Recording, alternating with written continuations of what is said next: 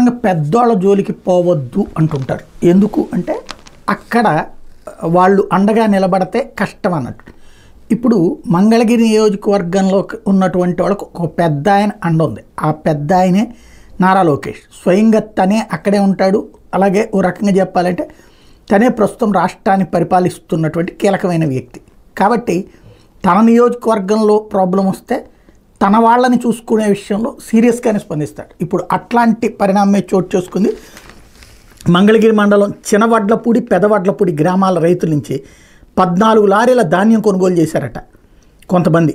వారం రోజుల్లో క్యాష్ ఇస్తామని చెప్పి పత్తా లేకుండా పోయారట. మొత్తం 4 వ్యక్తులట. దీని మీద మంగళగిరి గ్రామీణ పోలీస్ స్టేషన్ పోలీసులకి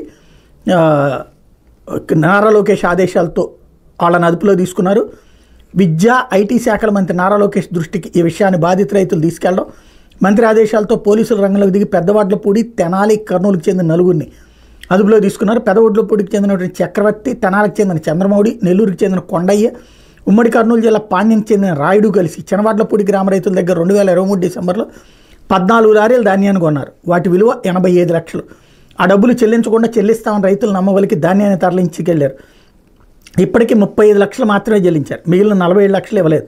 తమకు రావాల్సిన నగదు ఇవ్వకుండా సదరు వ్యాపారులు వేరే ప్రాంతాల్లో ధాన్యం కొనుగోలు చేస్తున్నారని లోకేష్ దృష్టికి వాళ్ళు తీసుకెళ్లారు మన ప్రజా దర్బార్లో. దాంతో లోకేష్ సీరియస్గా స్పందించడం, ప్రజా దర్బార్లో వచ్చిన ఆర్జీని గ్రామీణ పోలీసులు పంపించారు. దీంతో మోసం చేసిన ఘటన మీద చినవడ్లపూడి మాజీ సర్పంచ్ పల్లంపాటి సాయిప్రసాద్ ఇచ్చిన ఫిర్యాదు మీద కేసు నమోదు చేసి విచారణ చేపట్టి నిందితులను అదుపులో తీసుకున్నారు. అంటే లోకేష్ దగ్గరికి వెళ్తే సమస్య పరిష్కారం అవుతుందన్నట్టు వాళ్ళ కోరిక ఇప్పుడు తీరింది.